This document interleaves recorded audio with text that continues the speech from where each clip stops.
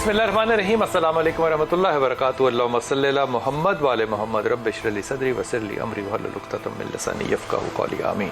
ख़वातीन हज़रात, आप देख रहे हैं कुतुब ऑनलाइन और मैं हूं बिलाल कुतुब। और आज का दिन जो होता है वो आपके साथ कॉल्स का होता है। हमने ख़ास तौर पर जुमेरात और जुमा जो है ये आप लोगों के लिए टेलीफोन कॉल्स के लिए रखा हुआ है।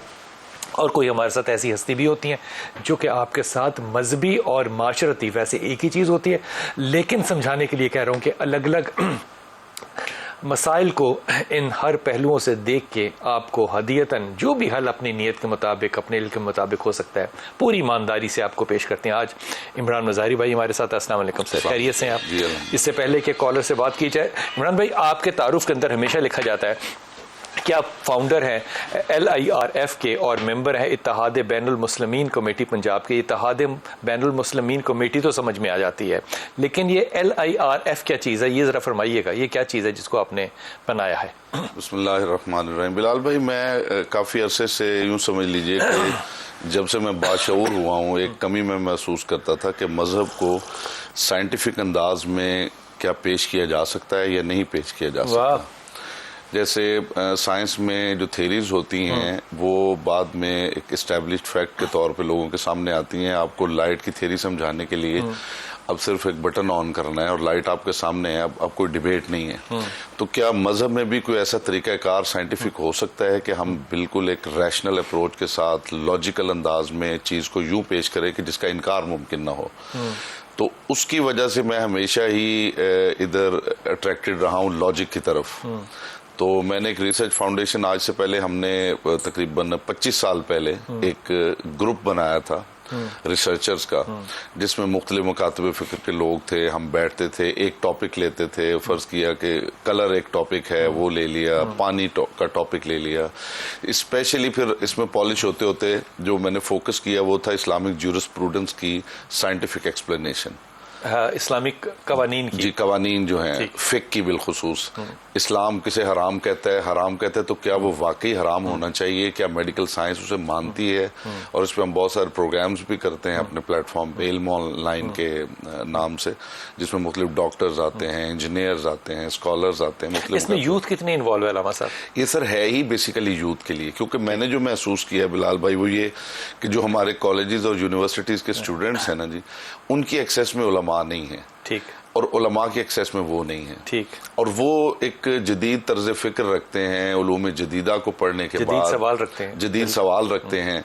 और जो हमारे उलमा हैं वो उसमें थोड़ा हेजिटेशन मैं महसूस करता हूँ कि उनको जवाब देते हुए कि वो हेजिटेट करते हैं। तो उनके लिए ज़रूरी था कि इसको प्रमोट किया जाए रैशनल अप्रोच को। और उसमें हमारे पास तकरीबन 3,500 मेंबर्स हैं इसके फाउंडेशन के।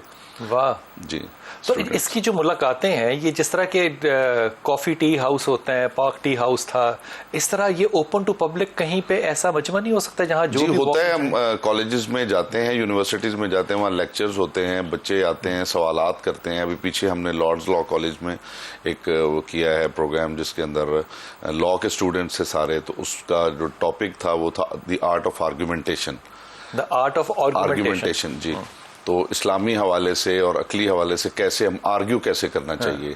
तो जो इस्लामिक पॉइंट ऑफ व्यू है वो हम पेश करते हैं कि रैशनल अप्रोच जो है, दीन ये कहता है कि आप अंधों की तरह चीज़ों को ना माने बल्कि समझ के माने। ये आर्ट ऑफ आर्गूमेंटेशन जो अल्लामा साहब फरमा रहे हैं, अगर आपने तारीख पढ़ी हो कभी, तो ये ग्रीक्स के यहाँ जो आर्ट ऑफ आर्गूमेंटेशन था, इसी की वजह से जो आज की पार्लिमानी निज़ाम है वो उसी की वजह से वजूद में आया। और उसी कॉन्सेप्ट से आया कि आप वहाँ पे जो भी बात कहने का जो अंदाज़ है वो अडॉप्ट कर सकते हैं। ये जो लफ्ज़ इस्तेमाल किए लामा साहब ने बड़े अहम है हमारी ख़ास तौर पर यूथ के लिए। रैशनैलिटी के साथ कैसे बात करनी है, लॉजिक के साथ कैसे बात करनी है, लॉजिक और रैशनैलिटी में फ़र्क क्या होना चाहिए, ये बहुत से बच्चे हमसे पूछते हैं। इन सारी चीज़ों के ऊपर आहिस्ता आहिस्ता भी बात करते चले जाएंगे। सहरिश है हमारे साथ। जी सहरिश, अस्सलाम वालेकुम बेटा। जी वालेकुम अस्सलाम भाई, क्या हाल है? अल्लाह का शुक्र है बेटा।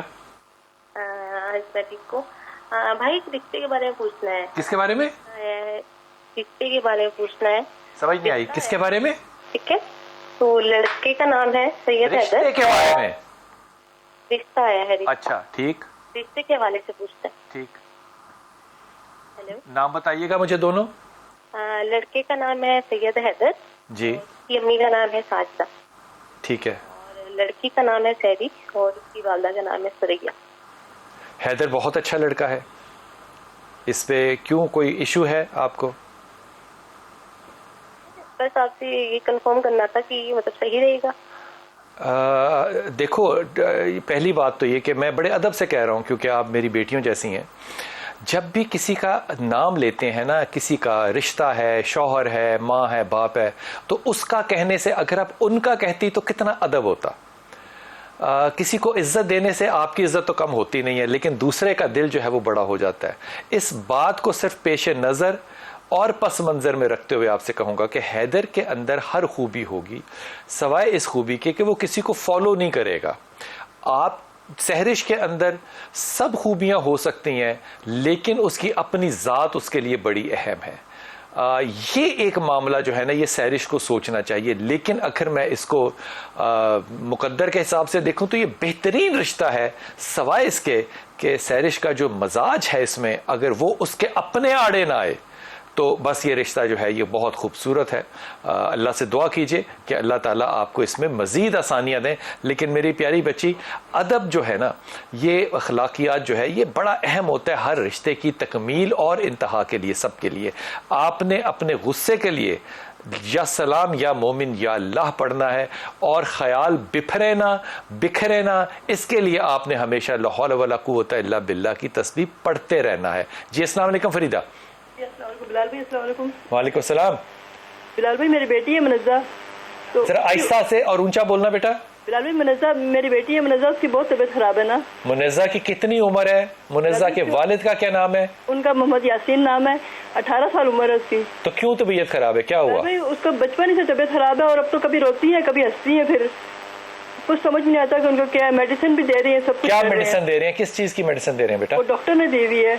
अरे मेरे प्यारे बच्चे, डॉक्टर कुछ भी दे सकता है ना। मेडिसिन किस चीज की दी है उसने? आपने कहा था साइकियाट्रिस्ट को चेक कराएं। हाँ, एमएस में उनको भी चेक कराया है।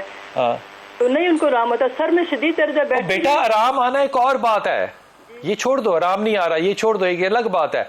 डायग्नोज क्या हुआ है? कुछ भी नहीं, उसकी रिपोर्टें भी सही आई हैं। नहीं तो मेरे प्यारे बच्चे, कैसी बात आप कर रहे हैं? सब्र के साथ चलो। अगर दवाइयां दी हैं डॉक्टर ने तो सब कुछ ठीक कैसे है? सर में दर्द कहती है और बैठती भी है तो करिए चक्कर आते हैं। मैं फिर आपसे कह रहा हूँ, इतने अलगर्ज माँ बाप कैसे हो सकते हैं जिनको अपने बच्चे के बारे में इतनी सी इन्फॉर्मेशन ना हो? बिलाल भाई आप बताएं ना, क्या करें उसके लिए, हम बहुत परेशान हैं। अगर मैंने कह दिया ना जादू है तो तुम्हारी तसल्ली हो जानी है। बिलाल भाई जैसे आप कहेंगे, हमने आपकी वजह से मेडिसिन भी उसकी रोकी हुई है कि आप जो कहेंगे हम वो करेंगे। अब मेडिसिन डॉक्टर ने दी है, मेडिसिन देना सुन्नत है, तिब्बे नबवी है, क्यों रोकी हुई है? अगर आप उसको एक दफा देख लें, आप चेक कर लें किस तरह से। तुम्हारे ख्याल में मैंने क्या चेक करना है कि इस पे जादू टूना है कि नहीं है, नजर है कि नहीं? ये चीज तो नहीं है, आपने पहले भी बताई थी ये चीज नहीं है जादू। तो फिर प्रॉब्लम क्या है तुम्हें मेडिसिन देने में मेरी जान, ये बताओ। मेडिसिन देते हैं, वो कहती है मुझे चक्कर आ रहे हैं। कितने अरसे से, 4-5 साल से खा रही है वो, बचपन से बीमार है। बहसियत माँ तुम्हें ये बात इल्म होना चाहिए कि डॉक्टर ने डायग्नोज क्या किया है। जी उन्होंने मेडिसिन दी है बिलाल भाई। मेरा सवाल दोबारा से सुन, डॉक्टर ने किस चीज की दवाई दी है? उन्होंने दिमाग की दवाई दी है बिलाल भाई। दिमाग की कोई दवाई नहीं होती। दिमाग की कौन सी दवाई होती है? कोई चीज होगी, डिप्रेशन होगी, एंजाइटी होगी, शिज़ोफ्रेनिया होगा, खुदा कुछ और होगा। बिलाल भाई कभी रोती है कभी हंसती है, कुछ समझ में नहीं आ रहा। सर में दर्द। आपकी अपनी तालीम कितनी है फरीदा, मुझे ये बताइए। बिलाल भाई मेरी तो 5 पढ़ी हुई है। क्या पढ़ा हुआ है? 5 जमातें पढ़ी हैं बिलाल भाई। मैं क्या कह सकता हूँ बेटा, देखो ये जो हंसने और रोने की जो कंडीशन है ये 2 तरफ से जा सकती है। आप कह रही हैं अभी 18 साल उसकी उम्र और हमेशा से है। मैं इसको बचपन से शिज़ोफ्रेनिया डायग्नोज नहीं करता। मेरा ये ज़ाती अपना ख्याल है कि ये क्रॉनिक डिप्रेशन की पेशेंट है, और क्रॉनिक डिप्रेशन के पेशेंट के अंदर रोना और एंग्जाइटी में हंसना या सैर्किज्म में हंसना, ये सारे उसके सिम्टम हैं। अब इसमें मुझे दिखा के तुम्हें वो हासिल नहीं होगा जो इस चीज़ से तुम्हें हासिल होगा कि तुम एक अच्छे साइकाइट्रिस्ट को लाहौर शहर में, इस्लामाबाद या कराची में दिखाकर कम अज कम इतनी तो जसारत कर लो डॉक्टर से पूछने की कि डॉक्टर भाईजान मेरी बेटी का मसला क्या है? दिमाग मसला है। और दिमाग में तो फोड़ा भी हो सकता है, ये दिमाग का मसला नहीं है, ये साइकोटिक डिसऑर्डर है, यानी कि नफ्सियाती मसला ہے. اگر اتنی دلچسپی بھی نہیں اماں ابا سے لیتے تو پھر میں اس بات پہ شک کر رہا ہوں, میں نہیں کہہ رہا, شک کر رہا ہوں کہ آپ یہ فورس کر رہی ہیں کہ اس کو دیکھا جائے اور یہ بتایا جائے کہ اس کے اوپر کوئی جادو کے اثرات جو ہے وہ تو نہیں نظر آ رہے. جب میں نے کہا ہے آپ سے کہ نہیں ہے, سائیکوٹک ہے, ڈاکٹر نے دوائی بھی دے دی ہے, تو میری پیاری بہن اب بحیثیت ماں اور بحیثیت اس کے والد کے آپ پہ فرض بنتا ہے کہ والد سے بھی کہیں کہ بیٹی کی اس ڈائیگنوزس کو اگر نہیں اس کو پسند دوائی تو یہ آپ کا مسئلہ ہے, کوئی ڈاکٹر اس کے منہ میں دوائی نہیں ڈال سکتا, لیکن دوائی کھلانی پڑے گی ورنہ اس کو اور ٹریٹمنٹ سخت کرنی پڑے گی. لیکن کم از کم ماں باپ کو علم تو ہو نا کہ بچے کے اندر مسئلہ کیا جا رہا ہے. بچے کو ٹھوکا ٹھاکی کر کے اگر آپ جادو ٹونے کی طرف لے کے جائیں گے, یہ آپ کے ذاتی مسائل ہو سکتے ہیں, یہ بچے کا مسئلہ نہیں ہے. جی السلام علیکم. جی خورشیدہ. جی ہیلو السلام علیکم. جی وعلیکم السلام. بلال صاحب جی میری بیٹی کے سمجھو کہ ایٹوپک eczema convert to clinical eczema 25 سال عمر ہے, تو اس کے سر کے بال تو بالکل تھوڑے سے رہ گئے ہیں اور سمجھو رف کرنے کی وجہ سے اس کے چہرے پہ دھبے ہیں. تو اس کے لیے کہہ رہے ہیں کہ اب رمضان آنے والا ہے تو اس کے لیے آپ کچھ کر سکتے ہیں. کیا کریں میری بیٹی رمضان میں کیا کریں؟ میں یہ نہیں خورشید یہ نہیں سمجھا آپ کیا کہہ رہی ہے. رمضان میں کیا کریں؟ مقصد یہ کہہ رہے ہیں کہ اس کے سر کے بال سمجھو کہ اس بیماری کی وجہ سے سر کے بال جیسے بالکل تھوڑے سے بچے ہیں. جی تو ہیئر ٹرانسپلانٹ جیسے آج کل جو ٹیکنالوجی چل رہی ہے وہ ہیئر ٹرانسپلانٹ, ایک لڑکی ہے سمجھو اور سمجھو کہ اس کے چہرے پہ تھوڑے دھبے وغیرہ ہے, اس کے لیے آپ کی ٹیم یا آپ کچھ کروا سکتے ہیں. جی دیکھو میری پیاری بہن, ہم جو آپ چاہیں گی ہم کروا دیں گے آپ کو, لیکن آپ کو یہ پتا ہے نا کہ اگر ہارمونز کا پرابلم ہو تو پھر بالوں کو آپ جتنی دفعہ مرضی لگوا لیں کوئی اس سے فرق نہیں پڑے گا. تیسری بات یہ کہ اس کے سر پہ بال ہیں ہی نہیں, جتنے ہیں انہی میں سے دوبارہ بال لگنے ہیں. اب وہ ہیں ہی نہیں تو دوبارہ لگیں گے کیسے؟ دبے جو جی تو ہیں تھوڑے ہیں, تو بیٹا تھوڑے بالوں میں سے تو ڈاکٹر نے مجھے بھی وارن کر دیا تھا کہ بھائی جی اب آپ انکار کریں گے پھر میں انکار کروں گا. تھوڑے بالوں میں سے عورت کے بالوں کو دوبارہ لگانا ناممکن ہے. یہ کوئی جادو تھوڑی ہوتا ہے. آپ اپنی بیٹی کا علاج کیوں نہیں کرا رہے؟ ہارمونز کا علاج کیوں نہیں کرا رہے؟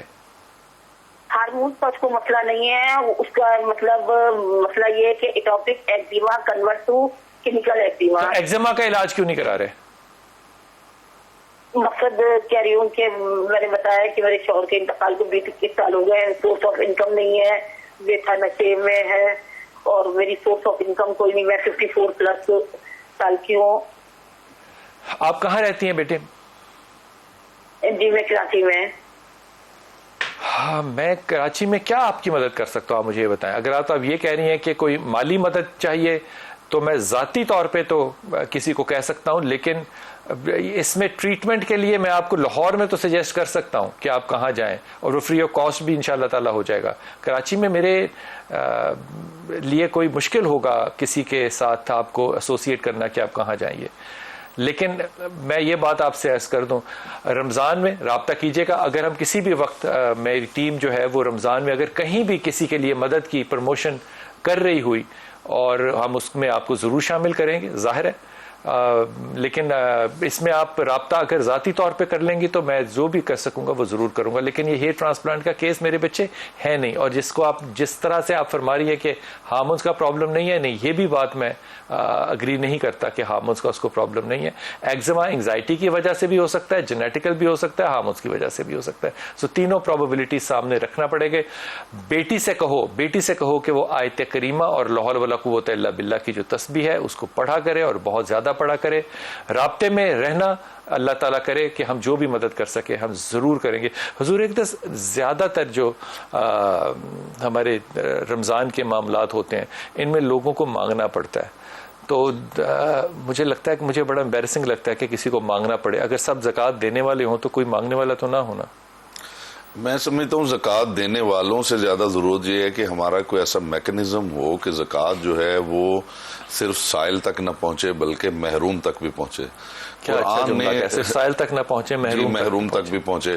ہمارے یہاں معاملہ یہ ہے کہ قرآن نے واضح لفظوں میں یہ کہا ہے کہ جو آپ نے خیرات کرنی ہے اس میں حقدار صرف سائل نہیں ہے، محروم بھی ہے. کیا بات. اور محروم وہ ہے کہ جو ہاتھ نہیں پھیلاتا، جو خوددار ہے، یعنی سائل آپ تک پہنچتا ہے اور محروم تک آپ پہنچتے ہیں. کیا بات ہے. جب تک ایسا سوسائٹی میں کوئی میکنزم نہیں ہوگا کہ وہ لوگ جو خوددار ہیں جنہیں ضرورت، تو وہ ہم نے بینکوں میں زکوٰۃ کا نظام بنایا، لوگ نے وہاں بھی سرٹیفکیٹ جمع کرانے. جی وہاں بھی یہ ہو گیا معاملہ. اور پھر آگے آپ نے جمع تو کروا دیے لیکن آپ کو یہ پتہ نہیں ہے کہ وہ کس طرح ڈسٹریبیوٹ ہوتا ہے، اس کا کیا طریقہ کار ہے. ہمارے ارد گرد جو ہے یہ بھی نہیں پتا کہ وہ ہوتا ہے کہ نہیں ہوتا ہے یا نہیں ہوتا. ہمیں وہ سارا بیہائنڈ دا کرٹن ہی ہے سب کچھ. تو میں سمجھتا ہوں کہ اگر کوئی ایسا سسٹم بن جائے کہ کم از کم جو پیسے اکٹھے ہوتے ہیں وہ پراپرلی ڈسٹریبیوٹ ہو جائیں تو بھی بہت بڑی بات ہے. بڑی اچھی بات ہے. چھوٹا سا وقفہ لوں گا تو وہ قرآن کی آیت آپ ہمیشہ یاد کیجئے گا کہ اللہ تعالیٰ فرماتے ہیں کہ میں سود کا نظام ختم کر دوں گا اگر آپ صدقات کا نظام قائم کر دیں گے. ہم سود کے پیچھے پڑے رہتے ہیں لیکن صدقات کے پیچھے جو ہے وہ ہم کبھی نہیں پڑے رہتے. چھوٹا سا وقفہ لیتے واپس آتے ہیں.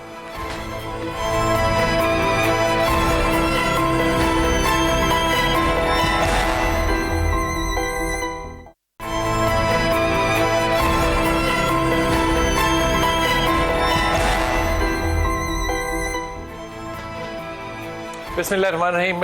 علامہ صاحب یہ جو فرما رہے تھے نا آپ کے سائنس کے ساتھ دین کو دیکھا جائے، یہ نئے ذہنوں کے لیے بڑی اچھی بات ہے، لیکن اس کے لیے علماء کو بھی تو سائنس سے روشناس ہونا پڑے گا نا. دیکھیے بلال بھائی، آپ جانتے ہیں کہ ہسٹری میں ہر مذہب کے ساتھ یہ ہوا ہے کہ جب سائنٹسٹ لوگ جو ہیں وہ آگے آئے، انہوں نے تھیریز پیش کی تو جو مذہبی لوگ تھے انہوں نے اسے پسند نہیں کیا، لوگوں کا قتل عام کیا. ابھی تک تو دنیا بھی رکی ہوئی ہے، آپ کو پتہ ہے اس بات کا؟ جی کس حوالے سے؟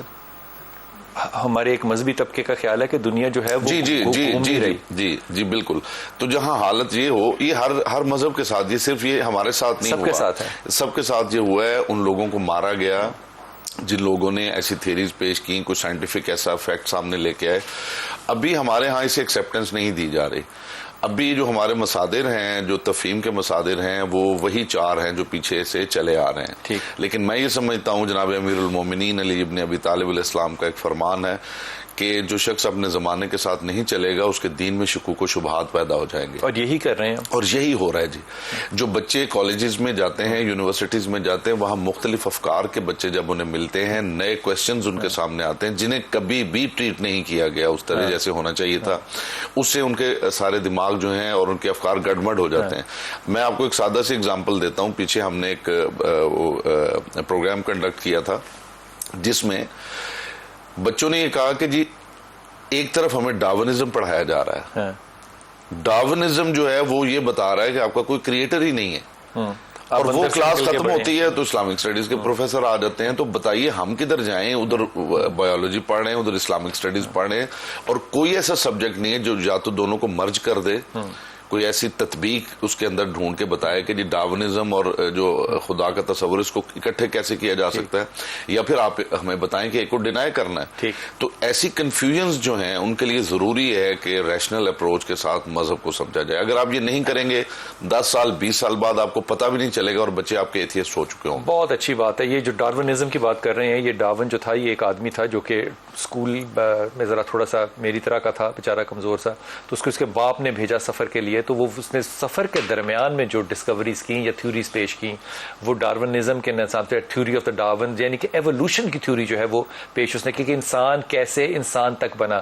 تو اس کو ہم کہتے ہیں کہ بندر سے انسان تک بنا، چھوٹے سے الفاظ کے اندر. لیکن جب حضرت آدم کی تخلیق دیکھتے ہیں تو وہ اور ہیں.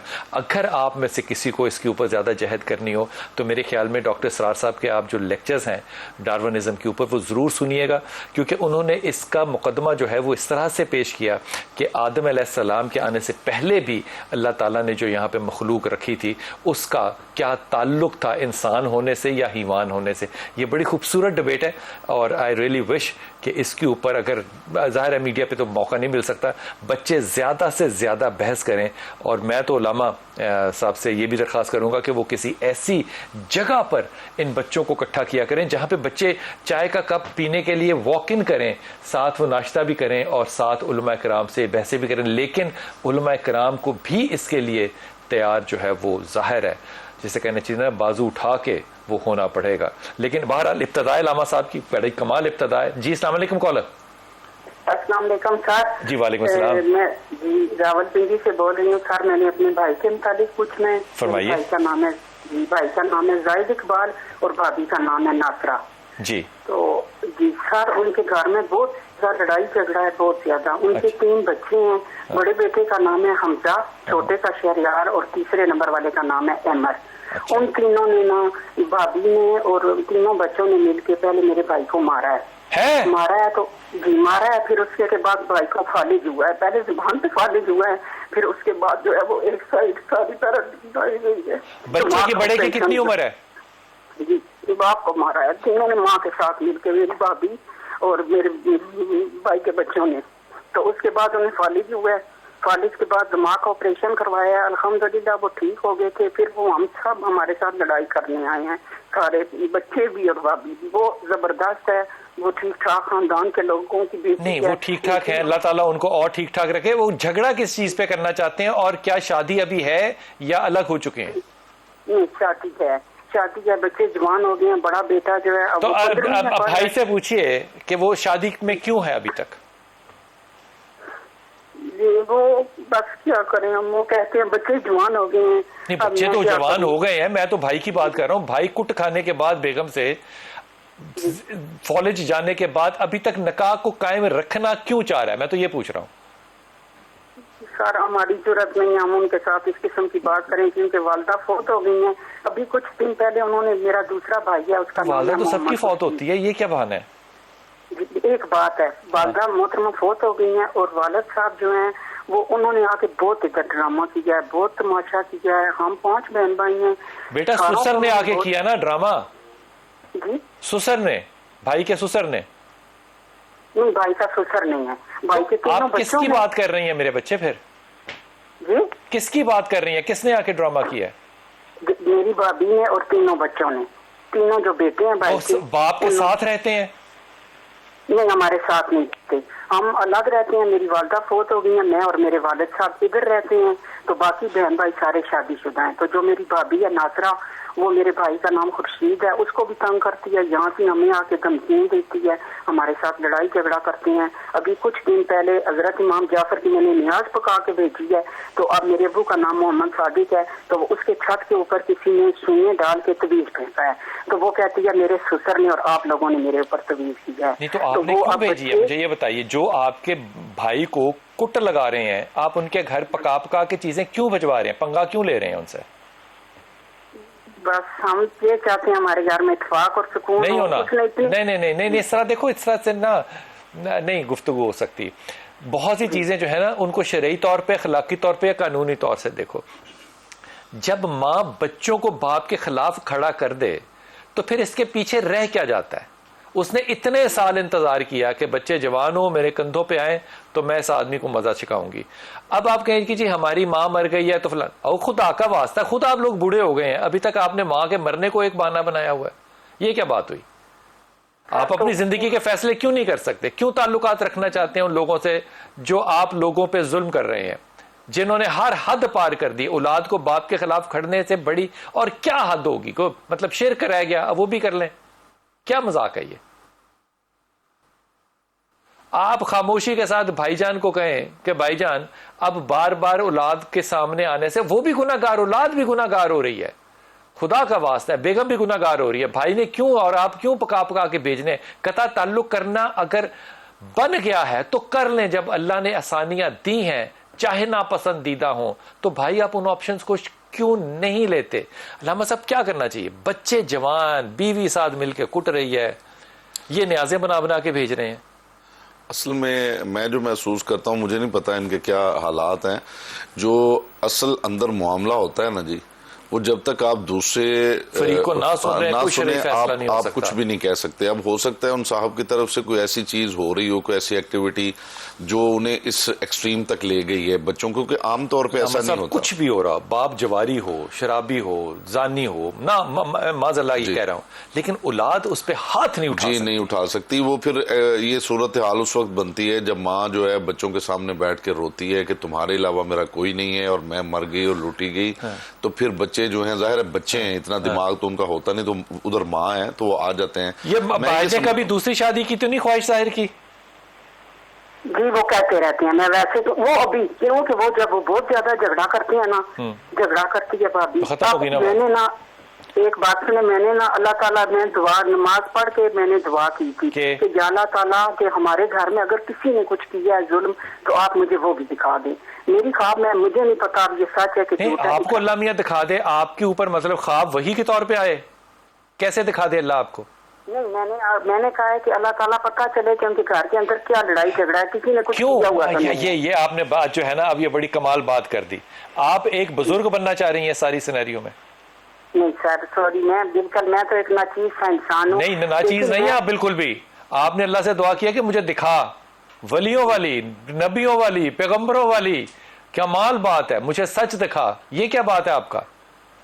تو میں نے کہا اللہ تعالیٰ ان کے گھر میں نہ اس میں رونے والی بھی بات نہیں ہے. دیکھو میں بڑی ایمانداری کی بات ہے, آپ کو دوسرے کے گھر میں جھانکنے کی کس نے اجازت دی ہے, چاہے وہ آپ کا سکا بھائی ہو؟ آپ کتنی مطلب غلط بات کر رہی ہیں کہ اللہ سے دعا کیا کر رہی ہیں کہ اللہ تو مجھے ان کے گھر میں جھنکوا دے. اس پہ رسول کی حدیث پتہ ہے کیا صلی اللہ علیہ وسلم کی, کہ جو گھر میں دروازے کی طرف کسی کے دیکھتے ہیں نا, میرا جی چاہتا ہے میں اس کی آنکھ میں نیزہ ماروں. بخاری. مطلب نبی کے خلاف کیوں کھڑے ہونا ہے تم نے ایک بزرگی اپنی ظاہر کرنے کے لیے؟ مت کرو. یہ کمپلیکیشن سمجھ میں آتی ہیں تمہیں؟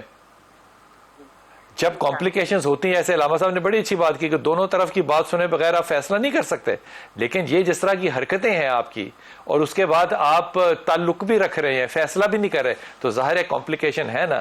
خدا کے واسطے یا قانون شریعت پہ چلو یا چھوڑ دو معاملے کو. اس لیے یہ جو دوسری شادی, اس کے جو تھریٹ تھا وہ اس نے کی ہے کوئی نہیں, لیکن وہ تھریٹ کے طور پہ استعمال کرتا رہا. اس میں تو کمال ہی سمجھتا. اولاد کو نہیں سمجھنا چاہیے کہ اگر باپ فرض کیجئے جس بھی عمر میں ہے, اگر وہ کرنا چاہتا ہے شادی, تو اولاد کا کیا حق ہے کہ وہ کہیں کہ نہیں؟ سر پوری سوسائٹی ہے, آپ دیکھیں کہ نسلاً بعد نسلیں ایک ایسا رویہ ہے جسے معاشرے نے پہلے ایکسیپٹنس دی ہے اور پھر اپنے لیے فخر بنا لی ہے ہماری سوسائٹی. آپ دوسری سوسائٹیز میں جائیں, وہاں پہ یہ ایشو نہیں ہے. اس کے لیے تربیت کی ضرورت ہے. مائیں تربیت کریں, اپنی بیٹیوں کی تربیت کریں, علماء تربیت کریں, جو بڑے لوگ ہیں بزرگ وہ تربیت کریں, اور پھر اس کا مس یوز بھی نہ کیا جائے. نہ مس یوز کیا جائے. جی, جب بندے مس یوز کرتے ہیں اس کا تو اس کے اثرات بھی جو ہے وہ منفی ہوتے ہیں. یہ بات بڑی اچھی کی ہے. حکم جو ہے وہ جو آپ کو ایمان اور اسلام وہی یاد آتا ہے جہاں پہ آپ کو 4 شادیاں یا دوسری شادی کرنی ہو. خدا کے واسطے یہ بات بڑی علامہ صاحب نے پتہ ہے کہ کی ہے, لیکن سوچنے کی بات ہے.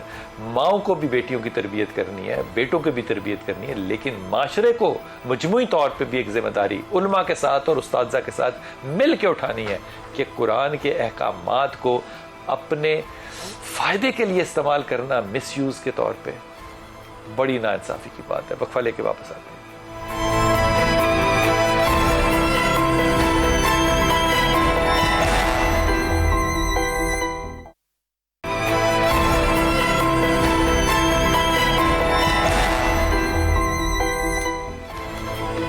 بسم اللہ الرحمن الرحیم. علامہ صاحب, عام طور پہ اگر ہم پچھلے 20 سال یا 30 سال پیچھے دیکھیں تو ہم جب چھوٹے تھے تو ہمارے مسائل جو تھے وہ نماز تھا, رفع دین تھا, آمین تھا, ہاتھ رکھنے کا مسائل تھے. یہ مسائل جو ہے وہ ابھی بھی خیر چل رہے ہیں, ایسے ہی ہے, کوئی حل نہیں ہوا. لیکن اب لوگوں کے ایڈیشنل مسائل ہو گئے ہیں. مثال کے طور پہ وہ کہیں گے کہ آرگن ڈونیشن جو ہے یہ جائز ہے کہ ناجائز ہے. پچھلے علماء کو یہ مسائل تھے ہی نہیں. بلڈ ٹرانسفیوژن جو ہے وہ کیسی ہوگی, ہیئر ٹرانسپلانٹ کیسا ہوگا, نئے مسائل ہیں. وائی فائی کسی کا استعمال کرنا, گلی میں وائی فائی آ رہا ہے تو وہ استعمال اگر میں کر رہا ہوں تو وہ چوری ہے کہ نہیں ہے. ہمارے مسائل ابھی تک گھر میں چھپکلی دیکھنے تک بھی بنے بنائے سوال آتا ہے. تو ان نئے مسائل کی طرف علماء کرام کے اپنے کو کریش کورس کروانے کا ارادہ نہیں بھی بنتا. سر مجھے تو نظر نہیں آتا جی، میں تو جس طرف دیکھتا ہوں ایک خاص ایک پیٹرن ہے جس کے اوپر جو ہے نا جی سب چل رہے ہیں. آپ کو اس پیٹرن سے باہر نکلنے کی ضرورت ہے. آپ کو یہ دیکھنے کی ضرورت ہے کہ آپ کس سوسائٹی میں جی رہے ہیں اور آگے جو کچھ ہونے والا ہے اس کا تو تصور بھی ممکن نہیں ہے. یہ پچھلے 20 سالوں کے اندر جو ترقی ہوئی ہے ابھی تو اس کو بھی نہیں سمجھا جا سکتا. 2 صدیوں میں نہیں ہوئی. 2 صدیوں میں نہیں ہوئی اور آگے جو سپیڈ ہے وہ اتنی ہی ملٹی پلائی ہو رہی ہے. اچھا اگر میں یہ جملہ کہوں تو اس پہ آپ کیا کہیں گے لفظ؟ مجھے لگتا ہے کہ علماء اکرام یہ چاہتے ہیں کہ نسل ہماری طرح بن جائے بجائے اس کے کہ علماء کرام یہ دیکھیں کہ ہم نسل کی طرح بن کے نسل کی تربیت کریں. بالکل صحیح، بالکل صحیح. ہم ان کی طرح نہیں بننا چاہتے. بالکل صحیح فرما رہے ہیں آپ. اس میں بلال بھائی ایک سجیشن ہے. کولڈ وار جاری ہے. کولڈ وار جاری ہے. یہ ایک بڑا زبردست علمی پلیٹ فارم ہے. میں پلیٹ فارم کے ذریعے ایک سمجھ لیں میسج بھی ہے اور ایک سجیشن بھی ہے. ہمارے ہاں ہو یہ رہا ہے کہ میں یہ محسوس کرتا ہوں جیسے رمضان میں بھی آپ دیکھیں گے پیچھے کووڈ کا جب پینڈیمک تھا تو کسی مطلب دکانداروں کو اجازت دی گئی کہ آپ دہی دودھ بیچ سکتے ہیں. اب ان کے پاس ایک کسٹمر آیا، اس نے کہا جی مجھے کارڈ چاہیے بیلنس کے لیے لوڈ کرنا ہے. کسی نے کہا مجھے کولڈ ڈرنک چاہیے. اب اس نے سوچا کولڈ ڈرنک بھی بک سکتی ہے، اس نے سوچا کارڈ بھی بک سکتا ہے. اس نے آہستہ آہستہ وہ پروڈکٹس رکھنی شروع کر دی جس میں اس کی ایکسپرٹیز نہیں ہے. بالکل ٹھیک. وہ تو دہی اچھی جما سکتا تھا. ٹھیک ہے نا جی. ہمارے ہاں علمی جو رویہ ہے وہ یہ ہے کہ ضرورت اس بات کی ہے کہ ہر شعبے میں الگ سے ایکسپرٹیز ہو، ہر شعبے کے الگ ایکسپرٹ لوگ ہوں اور وہ اسی شعبے میں جیسے میڈیکل سائنسز میں ہوتا ہے، جیسے انجینئرنگ میں ہوتا ہے، دیگر شعبہ زندگی میں ہوتا ہے، علمی حوالے سے مذہبی حوالے سے بھی خاص جو چیزیں ہیں ان کے لیے الگ ایکسپرٹس ہوں تاکہ ان کی رائے جو ہے وہ مثلا ابھی ہمارے ڈیبیٹ چل رہی ہے کہ جو سی فوڈ ہے کس حد تک کھایا جا سکتا ہے. کچھ کہہ رہے ہیں جی سارا ہی کھا لیں، کچھ کہہ رہے ہیں جی یہ کھا لیں وہ کھا لیں. سوال وہاں یہ آ رہا ہے کہ جناب وہ فش کی کیٹیگری میں فال کرتا ہے یا نہیں کرتا. جو شریمپ یا پران ہے یا لابسٹر ہے یا یہ ساری چیزیں یہ فش کیٹیگری میں جب وہ نہیں کرتی تو آپ کس طرح ان کو کھائیں گے؟ اس کا جواب تو وہ دے سکتا ہے جس نے اس پہ ڈیپ سٹڈی ہے، جس نے بیولوجی پڑھی ہو، جس نے بیولوجی پڑھی اور صرف بیولوجی نہیں بلکہ اس کی جو کلاسیفیکیشن ہے وہ سارا وہ بھی پڑھا ہوا ہو. اب وہ اگر آپ نے پڑھا نہیں اور آپ بیٹھ کے فتوے دیتے جائیں گے اور یہ کھاؤ یہ نہ کھاؤ، دقت ہی پیدا کریں گے. جو اسٹوڈنٹ ہے اس کے پاس پوری انفارمیشن ہے، وہ یہ کہہ رہا ہے کہ یہ فش کیٹیگری میں فال نہیں کرتا. آپ اس کو وہ سیٹسفیکٹری جواب دیں جس سے وہ بچہ مطمئن ہو جائے. اچھا مجھے لگتا ہے کہ وقت کے ساتھ ساتھ نا آپ نے بھی میری طرح کٹتے رہنا ہے اور پھر الگ الگ ہوتے چلے جانا ہے کیونکہ علماء نے سائنس کی طرف آنے میں صدیاں لینی ہے. میں تجربے سے کہہ رہا ہوں، بالکل ایسے میں ایمانداری سے کہہ رہا ہوں. مثال کے طور پہ میں اس کی مثال ہاتھ باندھ کے علماء کے سامنے دیتا ہوں. مثال کے طور پہ ریشنیلٹی کا یا لاجک کا جو علامہ صاحب نے ذکر کیا، میرے خیال میں کوئی 70-75 سال ہو گئے علامہ محمد اقبال کو کتاب لکھے ہوئے The Reconstruction of Religious Thought. اس نے ڈاکٹر وائٹ ہیڈ کا ایک آرگومنٹ جو تھا جو اس کو ری جنریٹ کیا اور اس کو آنسر کیا. اور مثال کے طور پہ اس نے کہا کہ آرگومنٹ کرنے کے طریقوں میں اینالوجی ہوگی، کاسمولوجی ہوگی اور ٹیلولوجی ہوگی. آج میں تینوں لفظ آپ کی خدمت میں ہدیہ کر رہا ہوں. آپ اپنے مسجد کے امام سے یا علماء سے پوچھیے گا کہ یہ اینالوجی، کاسمولوجی اور ٹیلولوجی کا آرگومنٹ کی جو ٹائپس ہیں یہ کیا ہیں اور ان میں فرق کیا ہے. اگر جواب ملے گا تو آپ نے بیٹھ کے وہاں سائنس کی اگلی گفتگو ضرور کرنی ہے. جی سدرا السلام علیکم بیٹا. جی اللہ کا شکر بیٹے. جی سر میرے نا 2 ہیں. فرمائیے. ایک تو شادی کا مسئلہ ہے، شادی نہیں ہو پا رہی آپ اور دوسرے 2 عجیب سے خواب آئے. آواز کی کٹ رہی ہے بیٹا، باہر آؤ کہیں باہر آؤ، آواز کٹ رہی ہے آپ کی. آپ کیا کہہ رہی ہیں؟ جی اب آ رہی ہے بات؟ جی فرمائیے. آپ کی شادی کا مسئلہ آپ کہہ رہی ہیں؟ جی اوکے. اور ایک مجھے خواب میں دکھا کہ کسی نے نا میرا پیٹ دبا دیا اور میرے منہ پہ ہاتھ رکھ دیا. اچھا جی. اور اگلے دن خواب میں دکھا کہ میرے پیٹ پہ خون لگا ہوا ہے. یہ بھی خواب تھا؟ جی دونوں دن مطلب خواب آئے. اور شادی کا مسئلہ ہے، شادی نہیں ہو پا رہی اور نا کوئی ایسا وظیفہ بھی بتائیے گا کہ نا آپ کی پسند کی جگہ پہ ہو جائے. جی آپ جہاں چاہتی ہیں وہاں شادی نہیں ہو رہی؟ وہ تو مجھے جانتے بھی نہیں ہیں. شہریار منور صدیقی جو ہے ایکٹر، میں انہیں پسند کرتی ہوں. اللہ تمہیں خوش رکھے، سلامت رکھے. تم نے شادی کے لیے نا 2 وظیفے پڑھنے ہیں. ایک تم نے یا ولی یا والی، 2 اللہ کے نام ہیں، اور ایک 3 لفظ ہیں اللہ کے, یہ دعا کے لیے تم نے پڑھنے ہیں تاکہ اللہ تعالیٰ تمہارے لیے آسانی کرے اور دوسرے کا دل تمہارے لیے نرم کرے. یا رحمان, یا رحیم, یا کریم. یہ بخاری شریف ہے اور یہ حدیثیں ہیں دونوں ہی. اور یہ سلام کا یا ولی یا والی جو ہے یہ اللہ کا وہ نام ہے جو کہ آپ کے لیے آئندہ مستقبل میں بہت ہی زیادہ اثر انداز ہوگا انشاءاللہ تعالی. یہ خواب جو ہے یہ ان کی کوئی بھی تعبیر نہیں ہے, ان باتوں کو اندر مت پڑنا کہ یہ مجھے خواب کیوں نظر آئے اور کیسا مسئلہ تھا. تمہیں پتہ ہے اس بات کا کہ تم سوچتی اسی معاملے کے بارے میں جس کی طرف میں نے اشارہ کیا بہت زیادہ ہو. اس کے علاوہ اس کے میں یہ جو خواب کی تعبیر ہے نا اس کو 3 طرح سے دیکھتا ہوں, امام ابن سیری کی طرف سے, امام جعفر صادق کی طرف سے اور فرائڈ کی طرف سے. تینوں کے اندر یہ خواب جو ہے یہ روحانی نہیں ہے. جی السلام علیکم بیٹا افتخار بھائی. سر جناب علی. جی سر میں سید افتخار علی بات کر رہا ہوں. جی شاہ جی حکم. کراچی سے. جی جی آپ ٹھیک ٹھاک ہیں, خیریت سے؟ الحمدللہ الحمدللہ. میری آپ سے پہلے بھی ایک دفعہ بات ہوئی تھی تقریباً 3-4 سال پہلے. ماشاءاللہ. اچھا. تو آپ نے مجھے بتایا تھا. دراصل میرے پہ نا قرض بہت ہو گیا ہے, بہت زیادہ. میری کچھ اپنی بھی غلطیاں ہیں کہ یہ نہیں ہے کہ میری غلطیاں نہیں ہے, کچھ غلطیوں سے میرے پہ قرض ہو گیا. میرا بہت اچھا کاروبار چل رہا تھا سروس کے ساتھ ساتھ, اور وہ میں اب ایسا ہے کہ جو صاحب نے مجھے کام دینے ہیں وہ مجھے دیکھنا بھی نہیں چاہ رہے ہیں. آپ کیا کام کرتے ہیں افتخار صاحب؟ میں سر ویسے تو سروس میں تھا, گورنمنٹ ملازم ہوں. اس کے ساتھ ساتھ نا میں چھوٹی موٹی سپلائی کر دیتا تھا, یہ اسپورٹس آئٹمس وغیرہ, ٹی شرٹ, ٹراؤزر وغیرہ. ٹھیک. تو اس سے میرا گزارا چل رہا تھا. مطلب اللہ تعالیٰ کا کرم تھا میرے اوپر بہت زیادہ کہ کبھی اب وہ اتنا اس کے اندر سمجھ مجھے خود بھی نہیں آئی.